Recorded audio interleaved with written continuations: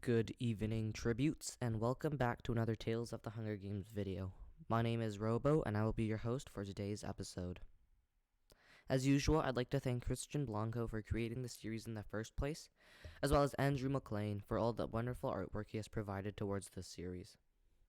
Now, without further ado, and after thanking Red Dragon for editing, let's hop into the video.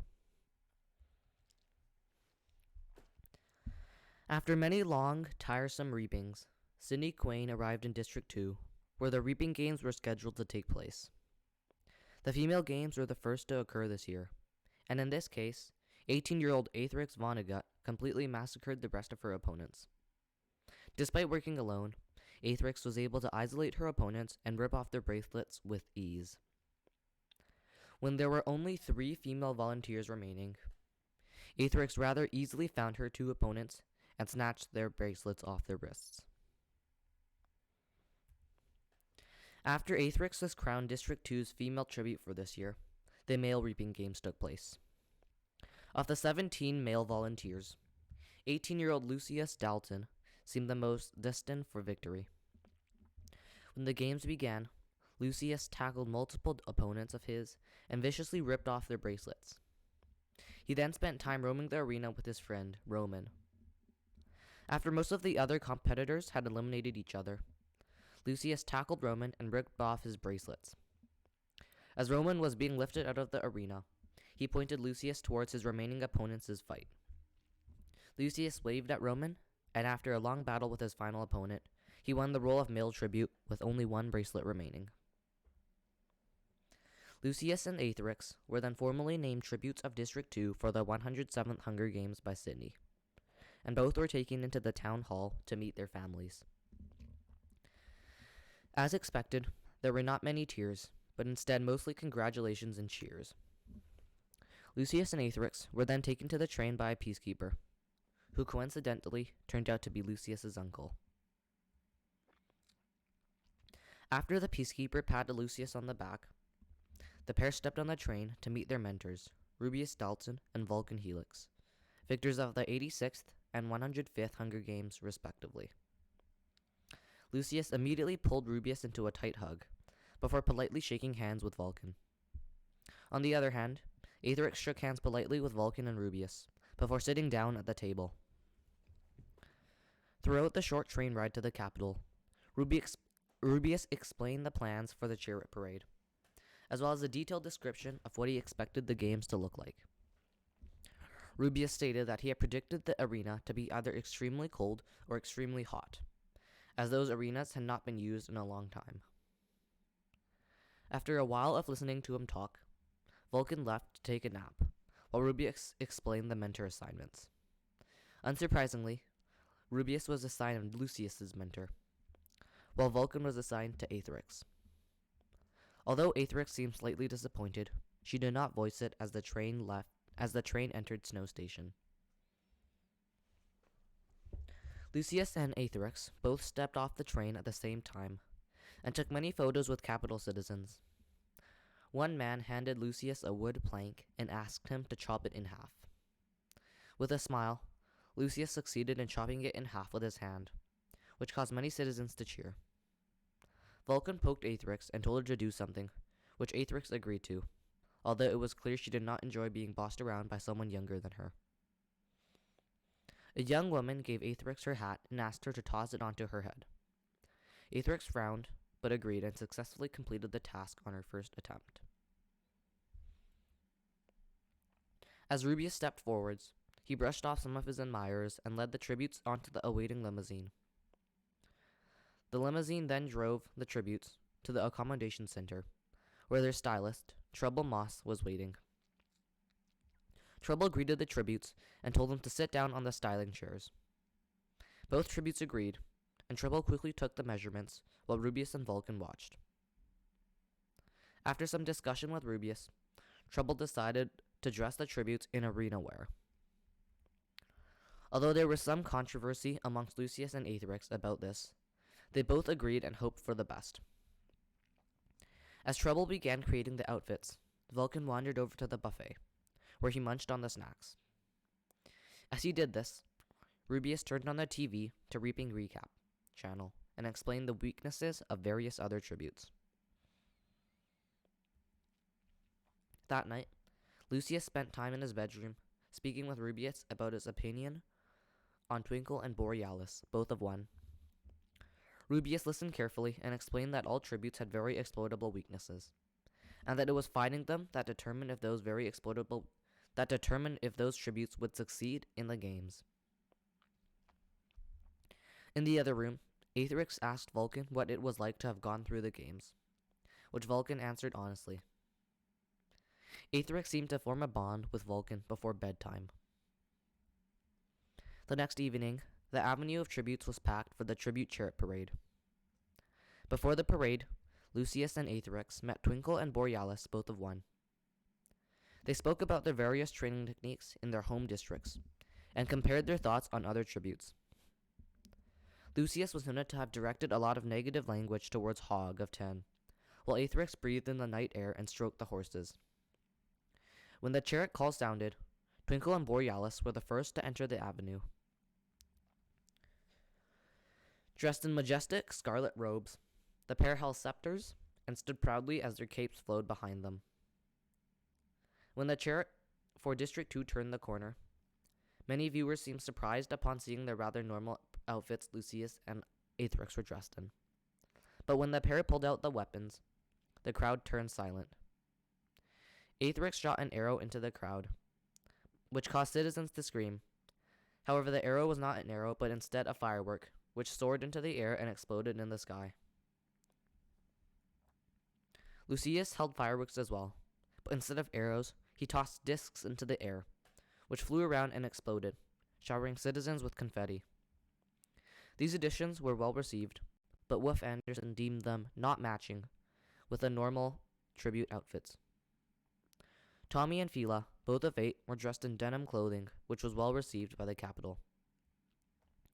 Eventually, it was Hogg and Peppa, both of 10, that had won the title of Best Dressed, after their cow milk-themed outfits were cheered on by the capital. After the parade, Lucius walked up to Hogg, before loudly telling him that he would milk him any time. This caused a fight to break out between the two, and ended up with Casco Astriano, victor of the 98th Hunger Games, to step in order to break the fight. It was noted that during the fight, Rubeus watched with a smile from afar. The next morning, Rubeus led the tributes down to the training center early, while Vulcan and the other tributes were still sleeping. Khen, who was sipping his coffee and reading the news, waved at Rubeus. As Rubeus turned on the endurance machine, he explained to Lucius and Aetherix that they should work with the tributes from one, but not to let them act superior to them. Rubeus then trained his tributes on the endurance machine for some time, before the training officially began. Once the training officially began, Khen ushered Rubeus to the mentoring gallery, where Vulcan was waiting. Khen then explained the rules of training to the tributes, before dismissing them to whichever station they wished to train in. Borealis and Twinkle, both of one, approached Lucius and Aetherix immediately, and began assessing the other tributes. The quartet split up and watched different tributes training for a while, before reporting back and sharing their discoveries. Lucius, who had agreed to look over Hogg and Peppa, both of 10, stated that the two were free-range pigs, while Aetherix told the others that Relay and Toshiba, both of 3, looked like they didn't even know how to wire a circuit properly. After some laughter, the careers took turns sharing weaponry advice in the various weapons stations, while also keeping a close eye on their opponents. After getting familiar with the training center weapons, Lucius walked over to Vernon of 6 and loudly challenged him to a sword fight. Vernon politely declined. However, Lucius continued to follow him around until he gave in and decided to fight Lucius. Lucius easily beat Vernon with a score of 12-2, which saw Vernon slump back to the camouflage station in defeat. Aetherix stayed quiet for most of the training. However, she improved her skills with a bow and arrow at the archery station. When Borealis asked why Aetherix was not as loud as her district partner, She simply replied, "Family." During lunch, Rubius told Aetherix to challenge some other tributes, while patting Lucius on the back. Aetherix agreed, and after lunch, she immediately challenged Twinkle to an archery shootout. Twinkle seemed surprised, but agreed. The two girls engaged in a ferocious shootout, but eventually, Aetherix won with a score of 96 to 92. Lucius congratulated the girls before challenging Borealis to a knife-throwing competition. Borealis happily agreed, and the boys competed, but eventually, Lucius came out on top with a score of 92 to 89. It was noticed that most tributes watched these competitions instead of training on their own, most likely hoping that it would give them an advantage in the arena. The following morning, the tributes were taken down to the training center for the training assessments. First up, Borealis and Twinkle both scored high 10s due to their weaponry skills. Afterwards, Lucius allegedly displayed a ferocious knife-throwing display, followed by skilled use of a sword. This scored him a year-high 11. On the other hand, Aetherix only scored a 9.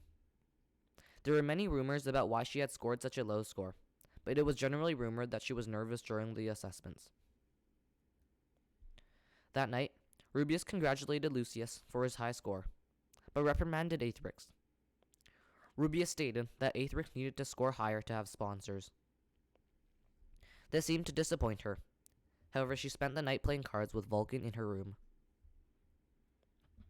The next day, Tribble spent time preparing interview outfits for the tributes. While this was happening, Rubius prepped the tributes on their interviews, and told them how to act and speak. Both Lucius and Aetherix listened carefully, until noon, when the tributes went to lunch and Rubius took Vulcan out for a dentist appointment. That night, the usual interviews took place in Dalton Studios. Lauren, with her usual charismatic grin, welcomed the audience, before calling Twinkle onto the stage. After polite banters with the ones, Aetherix walked on stage. Again, Aetherix seemed nervous, which was surprising for her career. Lauren asked about her low training score, which Aetherix shyly stated was because she had missed an archery shot. But after her interview had concluded, it was clear she had not made much of an impression on capital audiences. Lucius was then interviewed, and he approached it with a very energetic attitude. He announced that he would not only be delighted to be representing his family district, but that when he won, he would spend a lot more time in the capital. This caused many cheers throughout the audience, and after some more usual questions, Lucius left the stage. Other notable interviews of that night included that of Gwen of 4, who declared herself to be a master trident user. Dora of 9 was laughed at by the audience after she announced that she was a professional dough roller, while Gabba of 12 puked midway through her interview. That night, Rubius and Vulcan spent a lot of time preparing their respective tributes for the games the next day. In the morning, the tributes were taken to the holding rooms, where they were dressed warmly. Rubius informed Lucius that this arena was cold, and that finding warmth should be his priority. Lucius nodded and shook Rubius's hand, before Rubius wished him luck. Lucius smiled politely, and then entered his tube.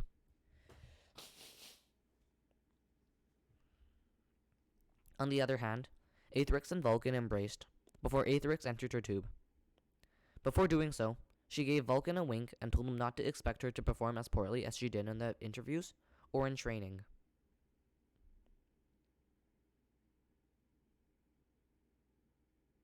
This year's games, the 107th games, or in year 121, took place in the arena known as the Frosty Mountains and River.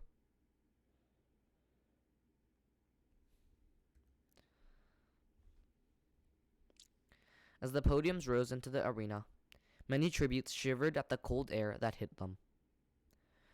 This year, the cornucopia lay on the side of a large, partially frozen river. On both sides of the river, there lay a large, snowy forest, surrounded by mountains. If tributes went down the river, they would discover many logs, ice, and a hole in the mountain, which the river flowed into.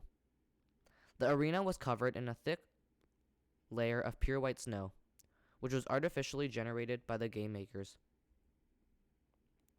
Within the forests, there was a variety of animals and mutts, most of which were set to roam around unless provoked. Back in the cornucopia, there were a variety of useful supplies, which included matches, parkas, hot water, smoked meat, and weapons of all types. Aethrix, of 2, was placed on a podium between Macaron of 9 and Papyro of 7.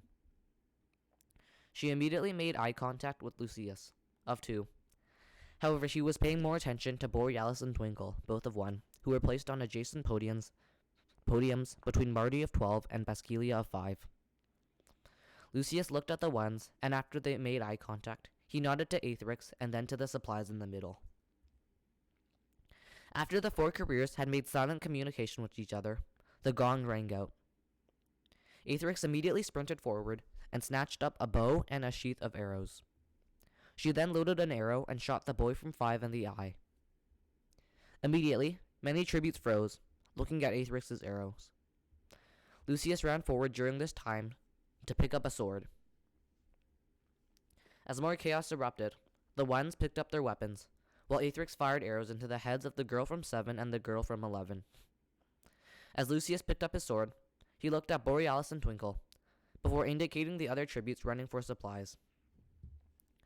Borealis motioned towards Cincinnati, of 6, but before he could reach her, Aethrix had shot her as well.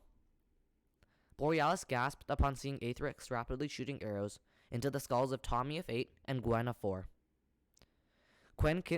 Khen quickly counted the bodies and stated that Aethrix had already killed 6 other tributes. Lucius, who also seemed shocked, ran forward and sliced the head off of Hog of 10, who was reaching for a matchbox. He then loudly yelled that he would milk Hog when he had the chance, and then looked around for more targets. By the time Borealis and Twinkle had gathered their weapons, the careers were the only ones left in the cornucopia, as most tributes had already fled the clearing. As Aethrix reloaded her arrows, Borealis, Twinkle, and Lucius walked over, before staring absent-mindedly at her in shock. It was only when Aethrix said, "Well," that the other careers realized where they were. Lucius immediately grabbed his sword and stated that after gathering some supplies, they should head to the mountains, but before he could finish explaining which tributes he had seen running there, Aethrix had fired an arrow through his neck. Lucius collapsed to the ground in a pool of blood, which made Twinkle and Borealis gasp. Aethrix then stated that it had to be done, as she had overheard Lucius plotting against her in the apartment last night. Twinkle and Borealis seemed to understand, but fact-checkers later discovered that Aethrix was lying. Aethrix then trudged through the light snow blanket to the supplies. After examining them, a sponsor gift floated down, which marked one of the quickest sponsor gifts for a tribute of all time. Aethrix opened it, but put it on the ground and motioned for Twinkle and Borealis to come over and see. She then ran over to the parkas, before grabbing one and putting it on. Once Twinkle and Borealis were looking at the contents of the gift, Aethrix loaded an arrow before shooting Borealis in the head. Upon noticing her district partner's blood gushing out, Twinkle screamed and held her spear up in self-defense against Aethrix. However, this was no use, as the latter shot the former in the heart, which subsequently caused 10 cannons to sound. At this time, Khen announced that Aethrix had almost achieved a Hunger Games record for recording 9 kills in one day. This caused many shocked gasps in Snow Square, as many citizens who had bet against her began to regret their decisions.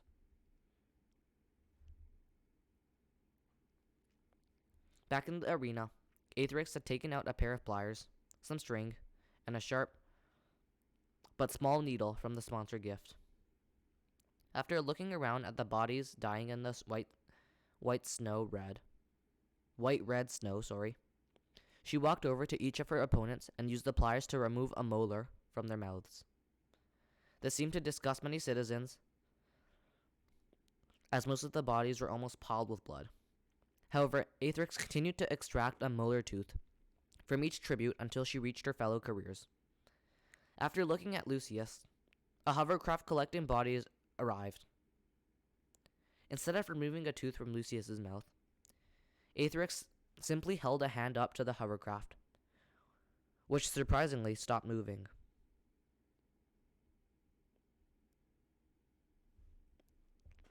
As Aetherix carefully removed a tooth from Lucius's mouth, she looked over to Twinkle and Borealis's bodies and did the same. After collecting 9 teeth, she looked at Hog's body, but most likely because she did not kill him, she waved at the hovercraft, which began to collect the bodies. Aetherix then spent the next half an hour poking holes in the teeth with her needle, before stringing the teeth onto the rope. She then tied the rope and put the tooth necklace around her neck. As the day went on, the game makers decided to raise the temperature in the arena slightly, as most tributes were clearly freezing from a lack of supplies. Meanwhile, Aetherix spent the day resting in the cornucopia and consuming as much food as she needed. At this point, Game Maker Blanco told Lauren and Khen that he was working on a way to induce more action into the games. He told Panem to be patient as he began creating disasters. As night fell, Aetherix exited the cornucopia to bury her supplies underneath a bush. Once she was finally done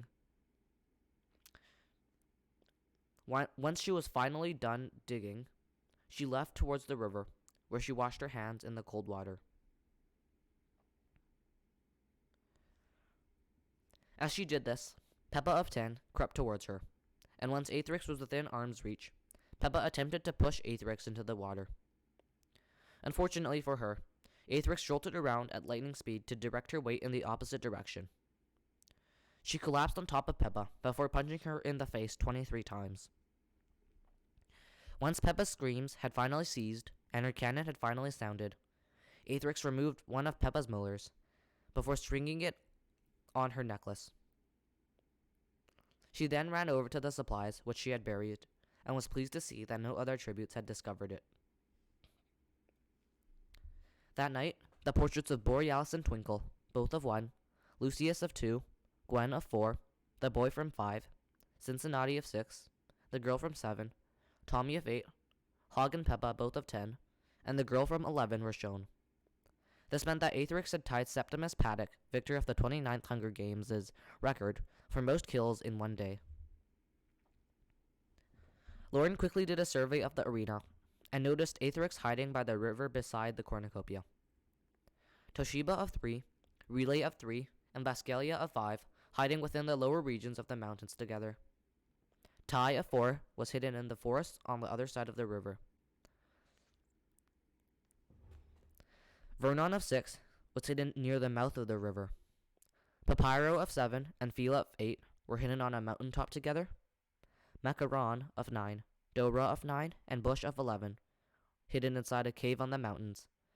And Gabba and Marty, both of 12, hiding within a bush-filled clearing on the side of the river opposite the cornucopia. Lauren and Khen, along with 76% of the capital, were predicting Aetherix's victory.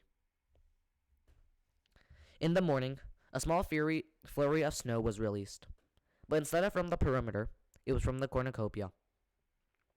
Aetherix laughed upon seeing this, but quickly picked up a matchbox and most of the food and drink, before running towards the mountains.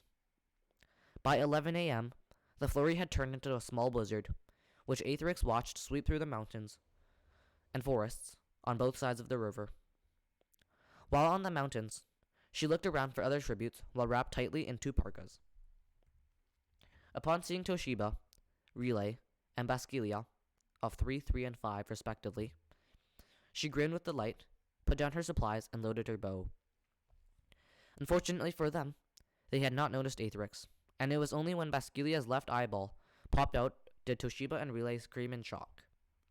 Toshiba and Relay immediately began to run, but after looking at her supplies, Aetherix decided that it was not worth chasing them. She therefore picked up her food and walked over to Bascalia's body. Aetherix was delighted to see how cleanly her eyeball had popped out, and after removing a molar, she attached it to her necklace. Aetherix now counted 11 teeth, which proved to please her. After spending some time assessing the landscape, she noticed that the flurries in the cornucopia had died down. She had also seen Vernon of 6, who had stolen some supplies. Aetherix smiled, but did not move. She then explained to the nearest camera that the games were no fun if everything was too easy. After eating more meat, a skulk of Arctic foxes approached. At first, Aetherix ignored them, but the second they began to form a circle around her, she picked up her bow and loaded an arrow into it. A total of 7 foxes were counted as Aetherix prepared to shoot. The first fox to strike was also the largest fox. It pounced forward and attempted to strike her foot. However, Aetherix fired at the fox and sent an arrow through its brain before it had even touched her body. She then reloaded her bow with lightning speed and prepared to shoot again. However, the other foxes, realizing the danger, scampered away before there was any need. After this incident with the foxes, Lauren checked on the other tributes. Relay and Toshiba had escaped the incident with Bascalia, and Aetherix successfully, and were now gathering supplies which Aetherix had intentionally kept in the cornucopia. Both seemed surprised that they had not been trapped entering it, but did not question the fact any further. Macaron, Dora, and Bush, of 9, 9, and 11 respectively, had seen Aetherix on the side of the mountains. Therefore, they had carefully sneaked around her and into the forest, where they plucked off sharp sticks from trees to use as makeshift weapons.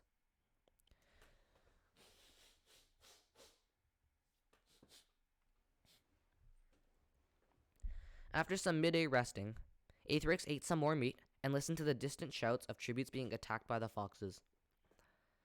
Unsurprisingly, Aetherix jumped up and swore under her breath upon hearing this, before running directly into the forest, which she correctly guessed could be hiding tributes. Upon entering the forest, she was immediately drawn to footprints of the Arctic foxes, and decided to follow them. This led her to a clearing where Dora, Macaron, and Bush had been earlier. Aetherix noticed the snapped branches, and therefore loaded her bow. After hearing voices in the distance, she grinned in delight and headed down toward the voices.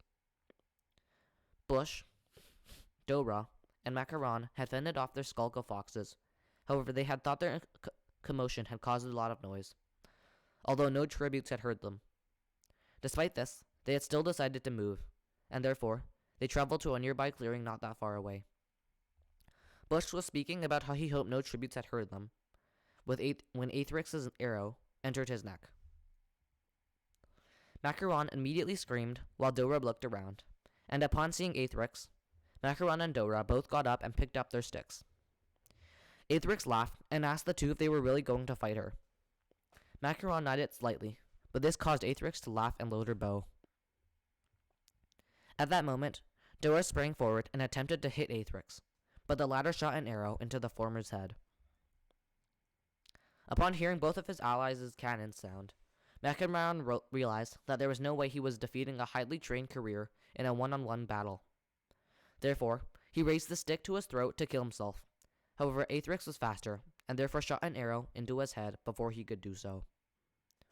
She then walked around, retrieving arrows from her victims and collecting teeth to string onto her necklace. After leaving the carnage behind her, a cannon belonging to Gabba of 12 sounded. Viewers had seen Gabba get headbutted by a wild goat, while her district partner, Marty, managed to climb a tree without getting hurt. Aetherix loudly swore upon hearing this cannon, but she continued towards the area where the hovercraft had collected it, which was on the side of the river. Aetherix carefully looked at the depth of the river, but before she could cross, Vernon of 6 threw a knife, which hit Aetherix's side. Despite wincing in pain, Aetherix was able to load her bow in less than half a second and fire it in Vernon's direction. Although the arrow did not hit him, Vernon gasped and stepped aside in shock. Aetherix then reloaded her bow and began to chase Vernon with surprising speed, despite having a knife stuck in her side. Vernon, who had another knife, readied it, but did not throw it. The two tributes ran around the cornucopia in circles until Aetherix decided to climb it.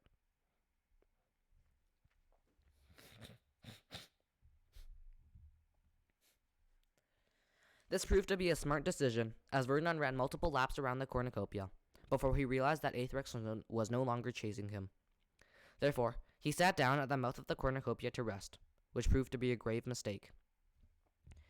Aetherix, who had removed the knife from her side and tossed it into the woods, leaped down and landed on Vernon's head. A loud cracking sound was heard as Aetherix rolled her ankle. She swore as she hobbled over to Vernon and slapped him very loudly. She then punched Vernon in the brain until his cannon sounded. After staring at his body for some extra time, Aetherix pulled out her pliers and removed a tooth, before adding it to her necklace. She looked at Vernon's body, before heading back to the frozen river. At the frozen river, Aetherix touched the ice, and after some pondering, she deemed it safe to cross. She ran over the ice and reached the other side successfully, which roused cheers in Snow Square. The sun in the arena slowly began to set, which also caused temperatures to drop slightly. With only 7 tributes left, many citizens had bet the entirety of their savings on Aetherix, while only a few others believed that Aetherix would make a fatal mistake. As night fell, the portraits of Basquilia of 5, Vernon of 6, Macaron and Dora both of 9, Bush of 11, Gaba of 12, and Gaba of 12 were shown, which left Aetherix of 2, Relay and Toshiba both of 3, Tai of 4, Paparo of 7, Fila of 8, and Marty of 12 remaining.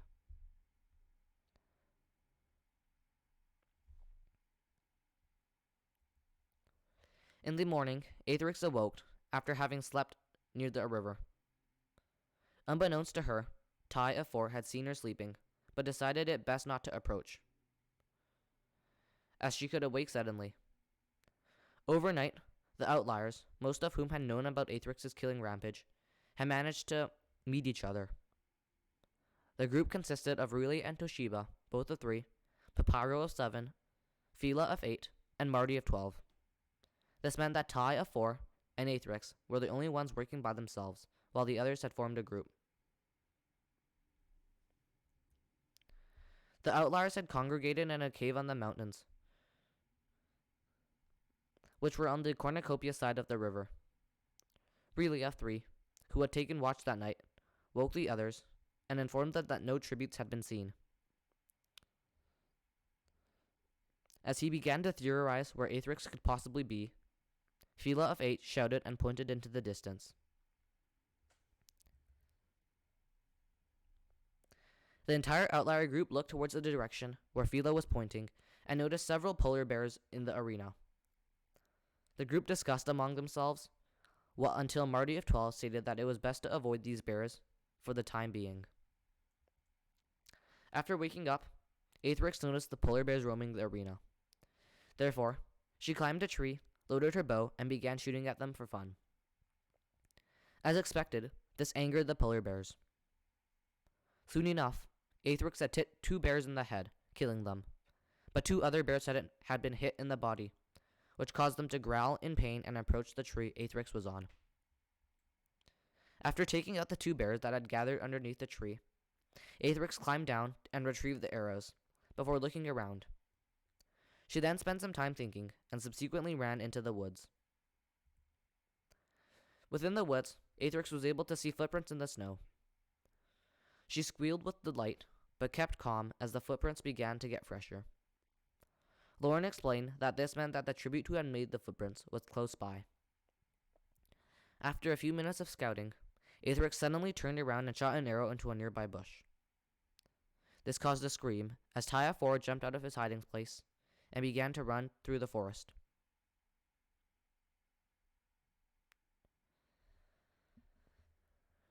Aetherix simply laughed before retrieving her arrow and placing it in her bow.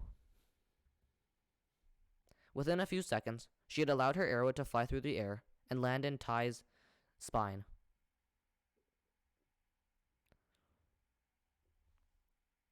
While Tai howled in agony, Aetherix walked over and told him that he should have covered up his footprints. She removed the arrow before plunging it into Tai's head, sounding his cannon. With only 6 tributes remaining, Khen pointed out that Aetherix was the only tribute who was by herself. This meant that if the outliers realized Aetherix was alone, they could easily overpower her. In the cave, the outliers had heard Ty's cannon, but seemed more worried about the polar bears. Relay stated that it was most likely Ty's cannon, meaning that Aetherix was probably their only competition. This caused many cheers, but also some nervous smiles amongst the group, as they knew only one of them would make it out of the arena alive. Fila suggested heading to the cornucopia, as that was where the game makers would likely be forcing them next. The group agreed, and therefore they gathered the few weapons and supplies they had before exiting the cave and descending the mountain towards the cornucopia. Once she had finished stringing one of Ty's molars onto her necklace, Aetherix looked towards the cornucopia and discovered the outlier alliance present. This made her laugh, but she simply ate some of her food and drank some water before resting behind a bush until noon.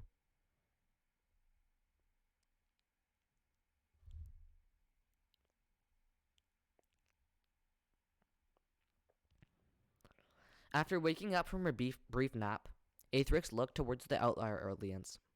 She was pleased to discover that none of them had bows or arrows.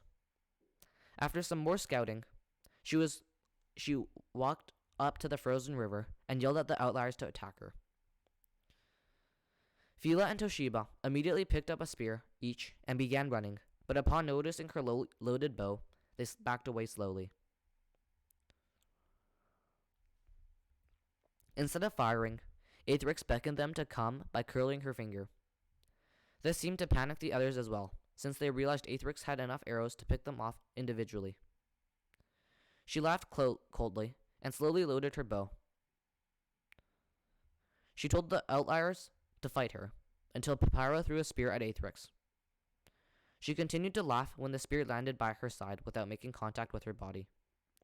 This clearly angered Papyro, and therefore he grabbed another spear and sprinted towards Aetherix. But once he was halfway across the frozen river, he slipped and fell on his bottom. This caused Aetherix to nearly choke with laughter, but she caught herself and dropped her bow. With a smile, Aetherix picked up the spear Papyro had thrown and plunged it into the ice. Papyro screamed as a loud crack was heard, and within a few seconds, the ice had split. Toshiba and Marty had yelled at Papyro, which caused him to run back to the others right as the ice he had been standing on split into two separate sheets. Aetherix then placed down the spear and picked up her bow and proceeded to load it. She told the outliers to line up in any order they wished, but instead of obeying, Relay, Toshiba, Papyro, Fila, and Marty simultaneously charged towards Aetherix by running over the two ice sheets. This made Aetherix laugh, but nevertheless, she shot Relay in the head before picking up the spear and walking backwards. Toshiba yelled something unintelligible as Relay's cannon sounded, but Aetherix seemed more concerned about reaching Relay's body. She quickly loaded her bow and told the outliers who were just within 4 meters away from her to back off before she ended the games early. The remaining 4 outliers appeared to realize the danger, but before Aetherix could release an arrow, Papyro threw the spear he was holding at Aetherix. With lightning-fast reflexes, Aetherix attempted to dodge the spear, but it still lodged into her thigh. Aetherix shouted the F-bomb and a whopping 106.9 decibels as her arrow pierced Papyro's eye. This loud noise attempted to temporarily stun the others, but Aetherix wasted no time in firing an arrow into Toshiba's stomach, which caused Fila and Marty to quickly drag her away and into the woods. Aetherix sighed before collecting Relay's body and removing a tooth from his mouth and Papyro's. After stringing it onto her necklace, she counted the teeth and was pleased to see 18 molars attached. This meant that Aetherix had tied Septimus Paddock's record kill count of 18. This also seemed to please Aetherix, as she picked up the spear and ran into the forest after the 3 other remaining tributes. Many capital citizens were eagerly awaiting a showdown. Therefore, Game Maker Blanco released snowy owls from the perimeter, which flew to tributes and were programmed to force the tributes into a more open area to fight. Aetherix heard the owls before she saw them. Therefore, she lit a fire with her fire-starting supplies and set fire to a tree. The fire quickly spread, and within seconds, it had spread to the trees surrounding it. As she ran to escape the fiery inferno, the owl hooting ceased, and was soon replaced by the sounds of the outliers as they were pecked. Not only were Toshiba, Fila, and Marty being pecked by large owls, they were also trying to escape the fire, which was approaching from their east. While they ran, Marty noticed Aetherix standing by the river, with her bow loaded. He shouted at his allies, and they proceeded to charge. Aetherix had noticed the trio running towards her. Therefore, she shot an arrow into Marty's head, which sounded his cannon before he knew he had died. With only Toshiba, Fila, and Aetherix remaining, Toshiba threw a spear at Aetherix, but she dodged it and fired an arrow at Toshiba. Toshiba was fortunate enough to avoid this arrow, but instead, it hit Fila in the heart. Toshiba appeared to panic upon realizing that she was left to fight Aetherix alone, but she kept calm as she picked up the last spear. Without saying another word, Aetherix lit her penultimate arrow on fire before loading her bow. Toshiba clearly seemed to panic, but she approached Aetherix, ready to dodge at any moment. The two girls circled each other until Aetherix noticed the fire growing bigger and released her arrow. The Capital brand arrow warmed the cold air as it flew towards Toshiba. However, she was able to dodge the arrow just in time. Unfortunately for her, the arrow had set fire to her hair, which made Aetherix grin. Toshiba screamed as she rolled on the ground, desperately trying to put out the fire. Seeing an opportunity, Aetherix pulled out her fire starter and lit it, before running over and setting Toshiba's clothes on fire. After narrowly avoiding a kick from Toshiba, Aetherix watched in pleasure as Toshiba screamed and begged Aetherix to shoot her. Aetherix seemed to smile sadly at Toshiba. However, she loaded her bow and shot Toshiba in the head without a second thought. Ken, Lauren, and Snow Square launched into respectful applause as game maker Blanco congratulated and announced that Aetherix Vonnegut was the victor of the 107th Hunger Games. Aetherix bowed before collecting 3 more molars while she was being airlifted out of the arena. She attached them to her necklace. At this time, Ken was heard to have whispered to Lauren, 21 kills. What the?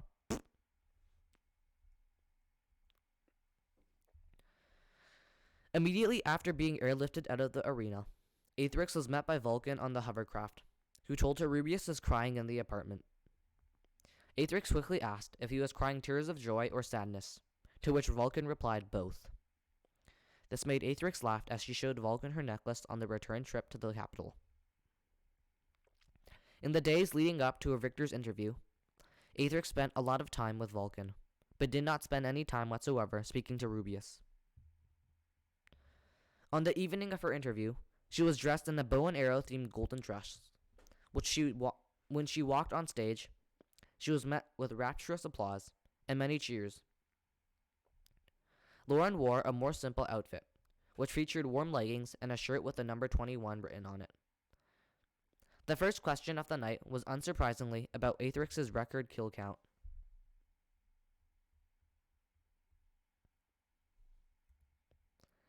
Lauren asked how Aetherix did it, considering the fact that she had played Wimp during the pre-games. This made Aetherix laugh. However, she told Lauren that she had practiced a lot at home, which paid off in the arena. The usual questions then followed, and after Aetherix had told viewers that she wanted to spend more time in the capital, Lauren asked if she had anything to say to Rubius.